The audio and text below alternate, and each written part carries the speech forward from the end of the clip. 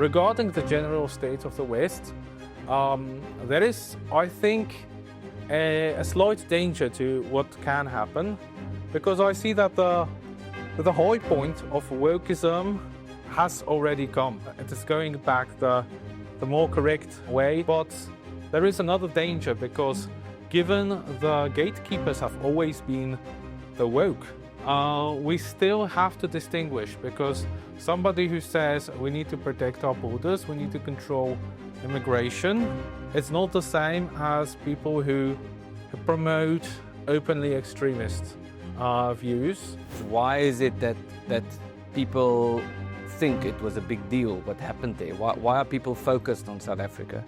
You cannot deny the evidence, and if we are just shift the whole debate whether semantics apply, I think we're missing the point. There was still this illusion of the Rainbow Nation and Nelson Mandela, basically a secular saint, and now this illusion is gone. People were seeing that there is some problems, but the illusion still kept going on, and now this illusion is gone. The West, I would say, people have not experienced real communism. They have not suffered under real communism, so they don't have first-hand experience or eyewitness experience on how terrible it is.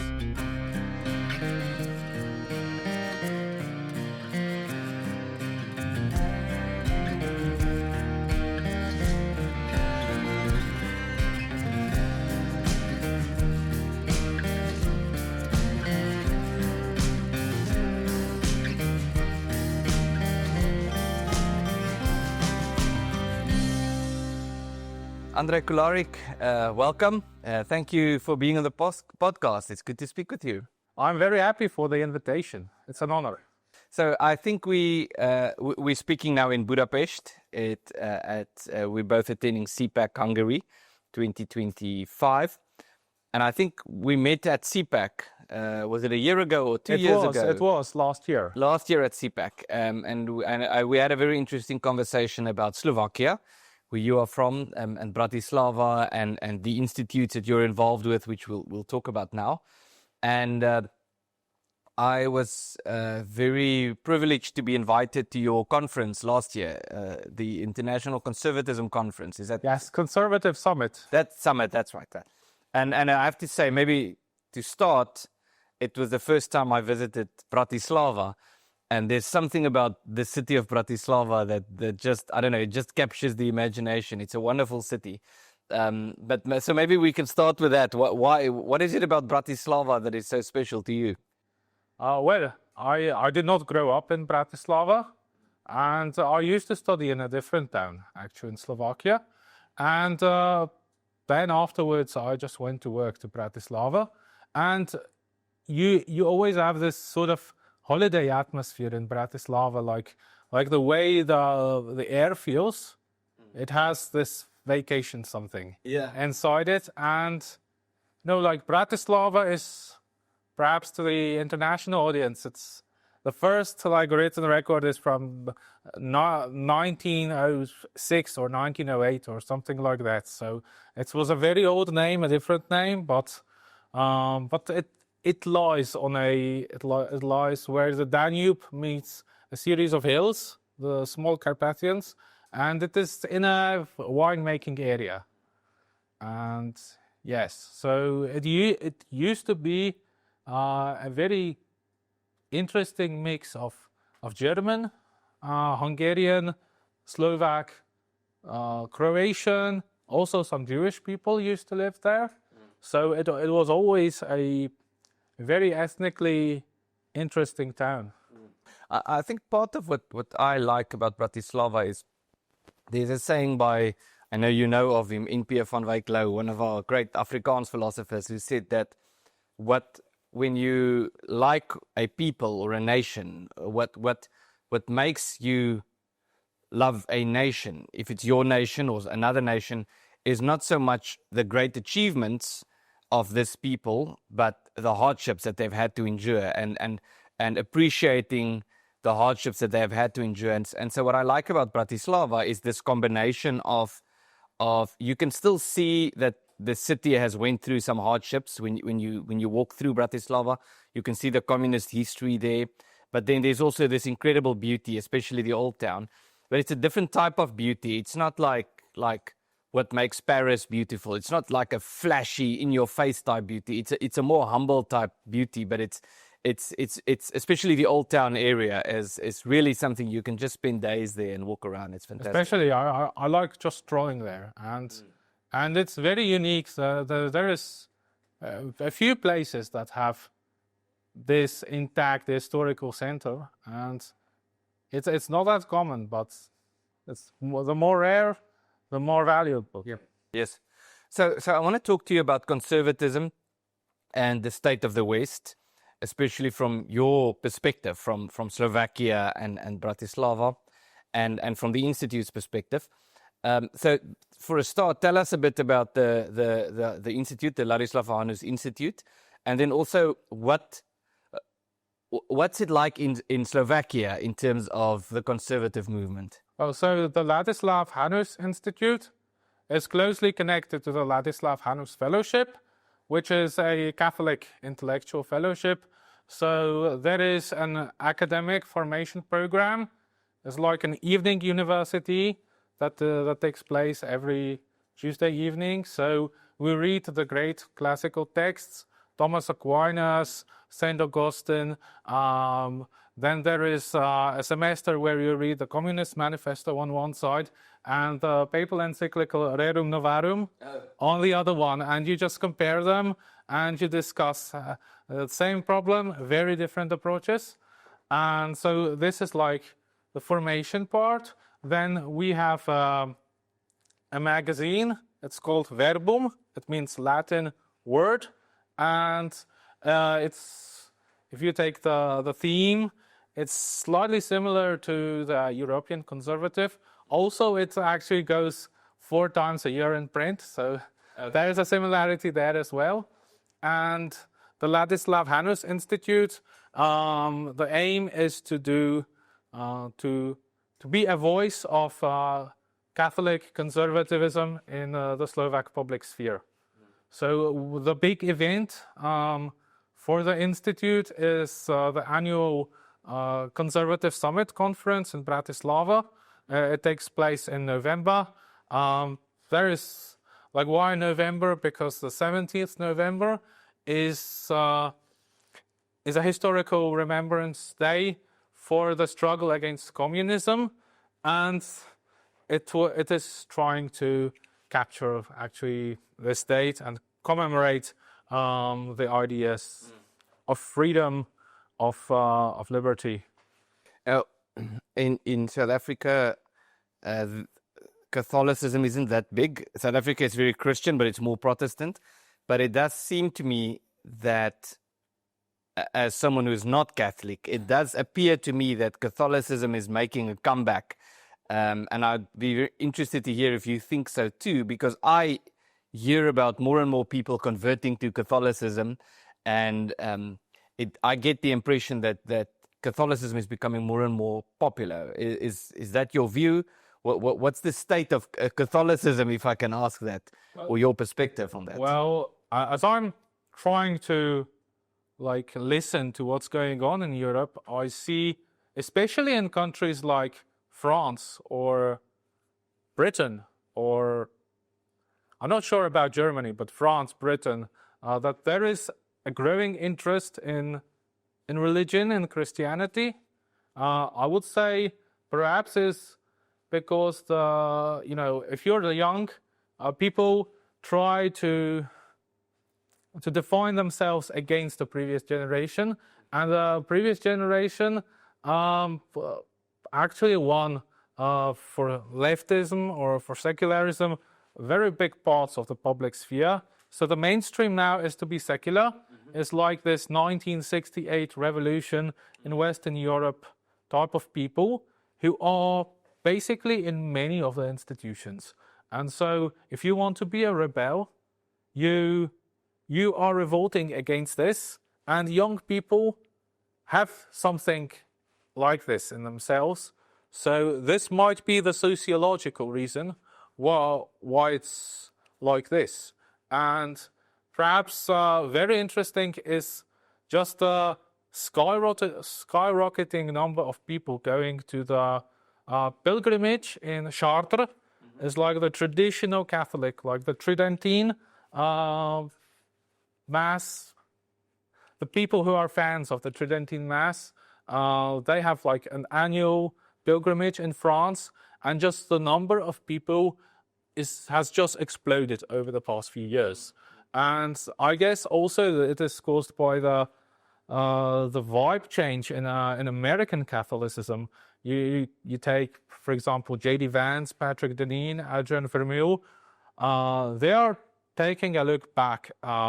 They see that some of the previous attitudes have not worked, so they are rediscovering the rich Catholic heritage and try to say, well, it is still relevant today.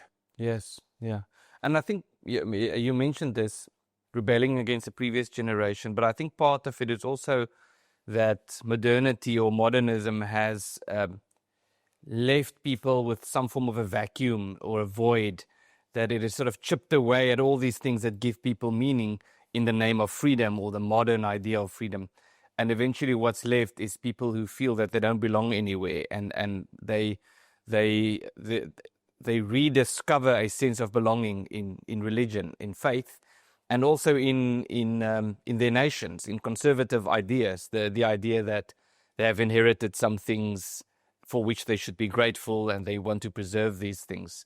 And you can see that at conferences like CPAC, and at your conference, the Summit, NatCon conference, these international conservative conferences, ARC as well, that the people that attend are mostly young people. It's not the stereotypical conservative that we've had for a few decades. It's not the grandpa. Yeah, exactly. It's students, lots of students, and young working people in their 20s and in their 30s. And I'm curious what the average age of the attendees at CPAC would be. Would probably be early 30s if I had to would guess? say so, yes. And I would just like to add to that actually this week I was reading an article by a 19th century Spanish philosopher. His name is Juan Donoso Cortés. And he was saying that you have like these two indicators, the scale of political influence in the society and the religious influence in the society. And he was predicting that as the religious indicator is going down, it always follows that the political is going up. So the more people become secular, the more repressive the political system becomes. And he was actually giving a warning that if people are not going to return to religion, we will have a very repressive political systems, which we have seen the catastrophe of the 20th century, the totalitarian systems. And we're seeing that people see this political repression, and they're trying to find out how to put the political repression indicator lower. Yes, yeah, that makes sense.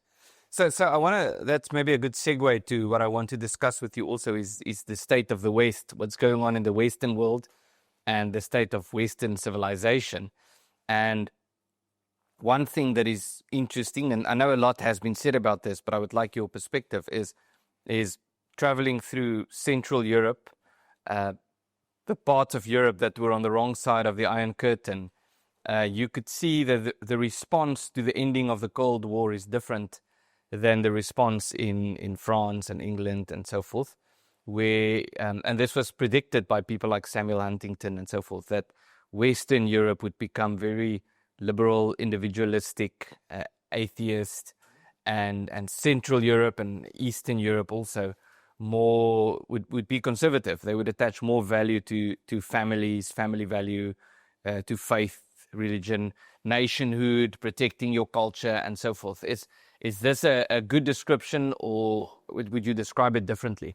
I would say that to understand that the 1968 revolutions, the student revolutions, they have completely altered the mainstream of Western Europe. But given the Iron Curtain was so strong, it was so strong a cultural boundary that these influences did not shape Central Europe so greatly. So, given the fact that we have had a very recent exposure to a totalitarian ideology, people know what it is and how it's horrible. So they have a distaste for any kind of experiments like that. And this might be a reason. And yes, so regarding the general state of the West, there is, I think, a slight danger to what can happen, because I see that the high point of wokeism has already come, and it appears that it is going back. It is going back the more correct way. So it's no longer wokeism is not going to rise; it's going to fall. But there is another danger, because given the gatekeepers have always been the woke, then there is a natural solidarity of everybody who was attacked by the woke, who would be like the dissident right. Mm-hmm.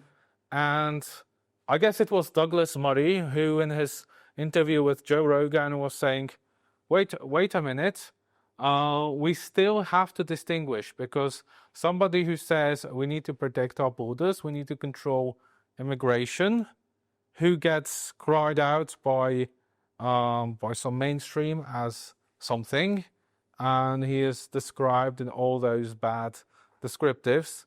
It's not the same as people who promote openly extremist views. Mm-hmm. And it's going to be very important how this plays out, because right now there is solidarity between the dissident factions, but it's important to really not have the crazy nonsense people to be in power, and it's going to be interesting how the factions play out between them.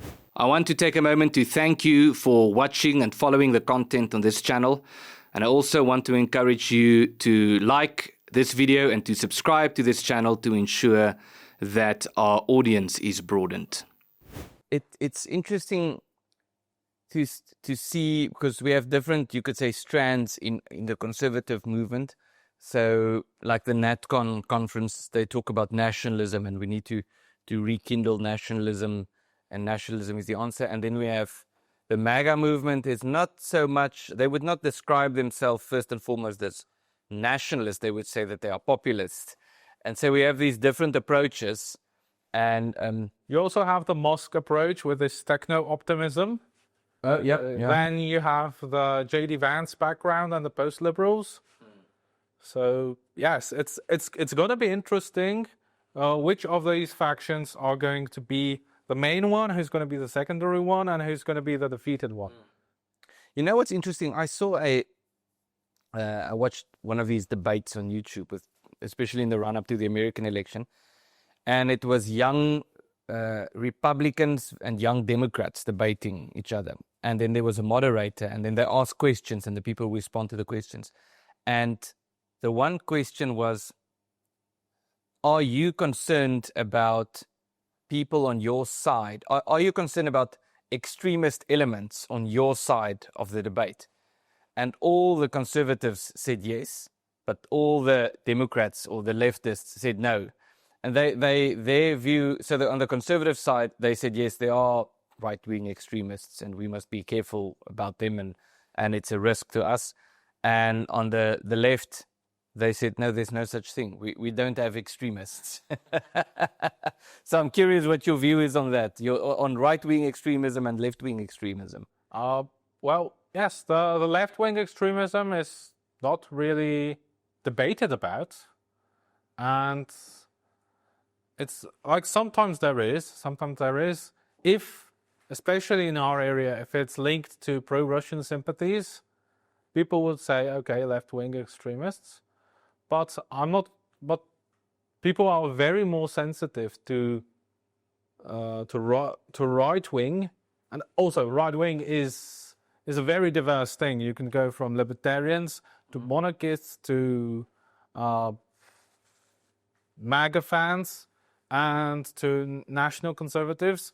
So right wing is very diverse, but the left wing, it's usually one brand of ideological direction, and it can be more intensive, it can be less intensive, but the end point for all left wing, I guess, is going to be the same or very similar. It's very similar.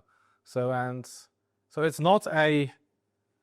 not just like a one-dimension scale, but on the right wing you can go to different exits. You can take different exits as you move further and further to the right. Why is it that there's so much sympathy still for the idea of communism or socialism, or put differently, that there are so many people who still think that that's a good idea, even if they wouldn't call it that, but socialist policy ideas, when it has caused so much damage over the world, all over, everywhere, and it's there to see. But I mean, South Africa is a good example. I mean, there are still people who are hell-bent on implementing communist ideas. Well, it's different to the west of the Iron Curtain, and it's different to the east. To the west, I would say people have not experienced real communism. They have not suffered under real communism, so they don't have first-hand experience or eyewitness experience on how terrible it is. The east of the Iron Curtain, I would say, it's nostalgia, because for example, in Slovakia, a large part of the infrastructure, the roads, the industry, got built during that era, and so people know from their families that things actually got better because a lot of stuff was built at that time. While there is also, as people get older, as they age, they look back at the years of their youth with nostalgia and think things were great back then because they have a lot of good memories with friends and stuff. So I would say it's two factors, especially in Slovakia. Why? But it's not explicitly communist. It's just general left-wing welfare state, this type of approach. Not nobody. I don't think that people would say communism as an ideology was good. They would say those times things were getting better, and a lot of people thought that in the 1990s that the West, the European Union, is our role model, and we must do everything to approach them as best as we could, and just follow their lead. And so we had a vision for the country to enter EU, to enter NATO, but it turns out we got there, and gradually the cracks in the European Union project are becoming more and more pronounced. They're becoming more deep, and we actually are looking slightly more critically about EU policies. And right now there is no big vision for the future for the country. I see. So I have to ask you about South Africa, because we were at CPAC, and just recently before CPAC we had that incident in the White House with President Trump and Ramaphosa. Yeah, so I watched that very closely. Yeah, exactly, and that's the point. Is every person I speak to saw that, and it really it was a big talking point, at least in the conversations. Like in every conversation I was involved with, people spoke about what happened in the White House. So I have two questions actually. The one is, what do you think of that event, that incident, or that meeting? And the other one is, why is it that people think it was a big deal, what happened there? Why are people focused on South Africa? I would say, well, the new administration is not part of the previous establishment. That means that they don't play by the same rules as the previous establishment. And I found that the American president actually makes a big point of doing these press conferences at the Oval Office. And I saw that he was genuinely interested in what is going on in South Africa.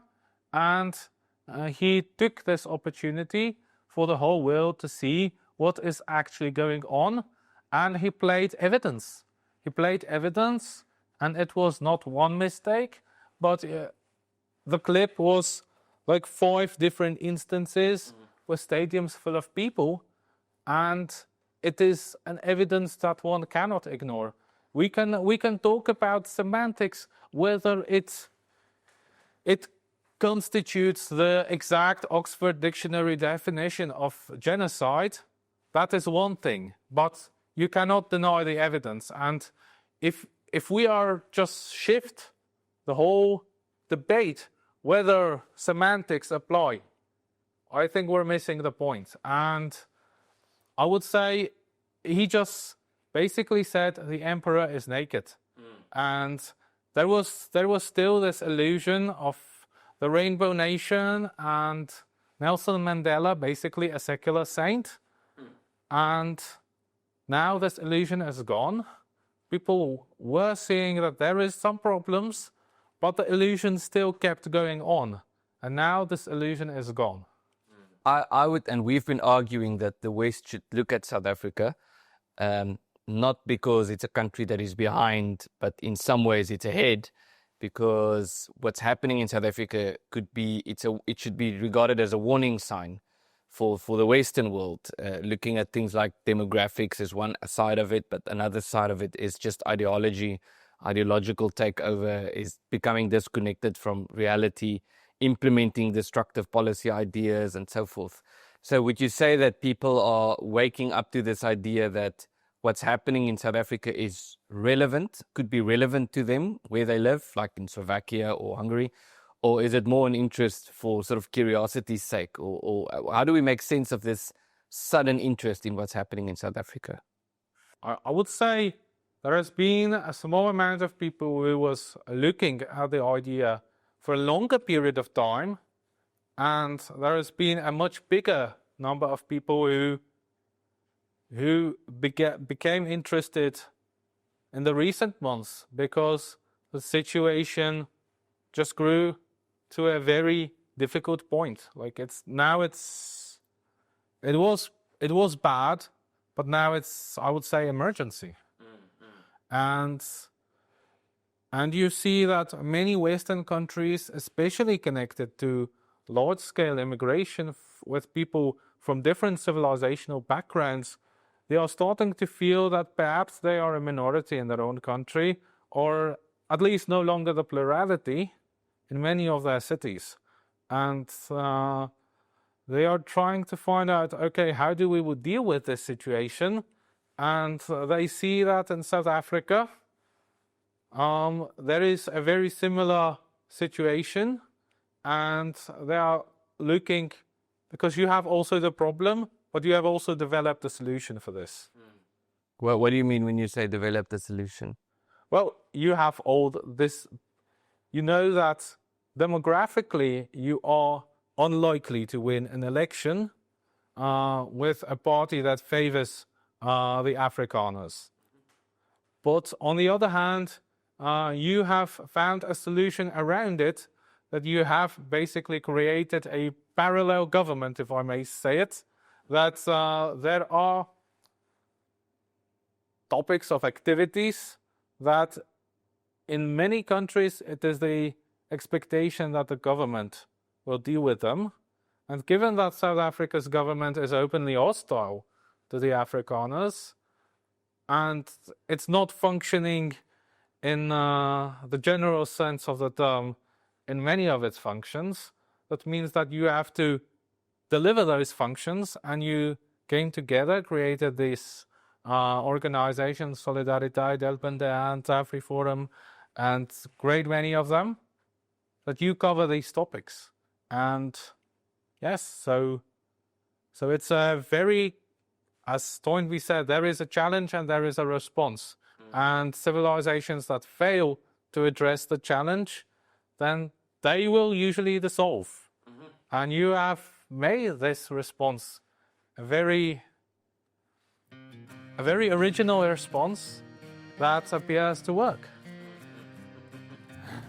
Well, Andrej, thank you very much. It's good to speak with you, and I'm sure we'll see each other again in Budapest, in Bratislava, and hopefully in South Africa as well. It's been a pleasure. Thank you very much.